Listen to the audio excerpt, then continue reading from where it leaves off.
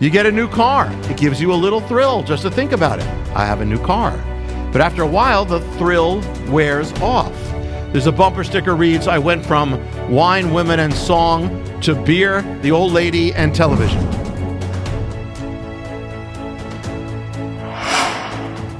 Tonight, we're going to open up one of the most important and powerful dynamics that determine why people do what they do, why you may be doing what you're doing, and why you may not be doing what you're not doing, or why you're doing what you know you shouldn't be doing and you're not doing what you know you should.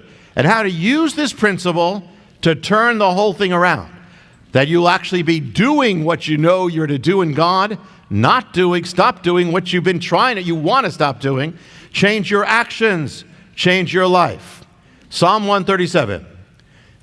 You'll have to find the verse here. May my tongue cling to the roof of my mouth, if I do not remember you, if I do not lift up Jerusalem above my chief joy.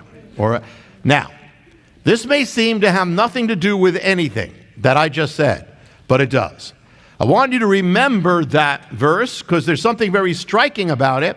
If I do not make Jerusalem my chief joy, or greater than my chief joy, what is strange about that? When you think about things that are your joy, you usually don't think about a city. You don't say, I'm going to make Paramus my chief joy. I'm going to make Hoboken my chief joy. Of course, it's Jerusalem, but still, you don't. That's the very thing that's going to show you a secret, a key, the very concept of making my chief joy that you'll see as we open this up. Tonight we're going to talk about joy, pleasure, but also, more importantly, what we do with our lives.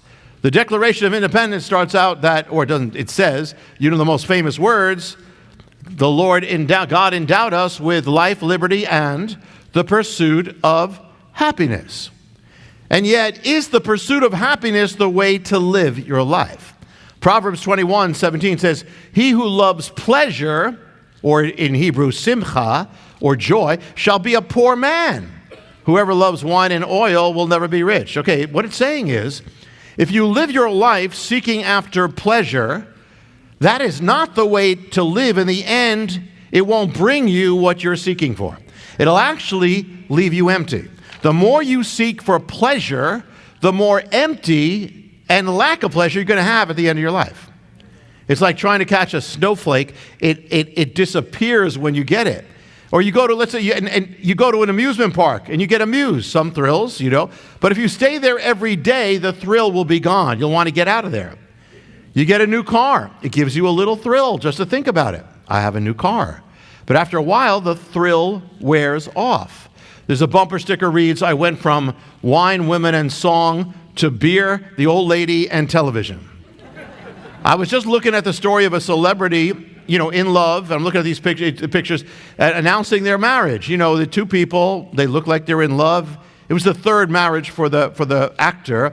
But when I saw another article, I didn't know, and it said it was more recent. It said after 1 year of marriage, they're suing for divorce. People seek for pleasure in things or joy and fulfillment, things that can't give it to them. There are people who seek it in money. They become rich, gives them a thrill at the beginning, but the world is filled with miserable rich people. People win a lottery, they have a thrill for a certain period of time, and then it's gone. In the book of, Vladimir Putin, he's got billions of personal money. Does he look happy? No. The book of Ecclesiastes says, I sought fulfillment, I'm paraphrasing, in all these things, in this, but in the end, it was all vanity, empty. We seek happiness in things. I remember when I was a boy, when Super Bowls first came out, and they were called Wonder Ball. It was a thing called there. And my heart was on it. I wished for it. I dreamed of it. Happiness was a Super Bowl. Just waiting for my father to get it for me. Finally, I got it, and it was good. But that was about it. Lasted a week and, had its ups and downs, and that was it. I remember I got a new refrigerator once, and the old one broke. Got a new refrigerator, and I realized I'm happy because of the refrigerator. I'm thinking about the refrigerator. My eyes are, I'm saying, wait a minute, I'm having a relationship with a refrigerator. And after a while, well, there was a chill in the relationship. That was it. People seek happiness in substances, alcohol, drugs. They go right from substance to pleasure. It's like, because that's like the direct way you're getting pleasure. It's going to your brain. It's going right. But over time, you become miserable. Actually burns out your brain for pleasure. So people look obviously for sexual pleasure as an end in itself, as opposed to marriage and love and all that. It doesn't leave you with any fulfillment at the end. That's why, see, people become addicted because they're going by pleasure. And the other side of the coin is this: the people who seek to live to avoid any pain, any conflict, and they become addicted to painkillers. The ancient hedonists, they would indulge themselves with all kinds of stimulation. They'd eat, they'd make themselves throw up so they get more. They were miserable. Why did the gospel spread so quickly through the Roman Empire? Because it was so empty, so bankrupt, so that when they had the gospel, it was so much like light, because it was. Much of modern culture is based on this principle. Modern American culture about instant gratification, to indulge right away.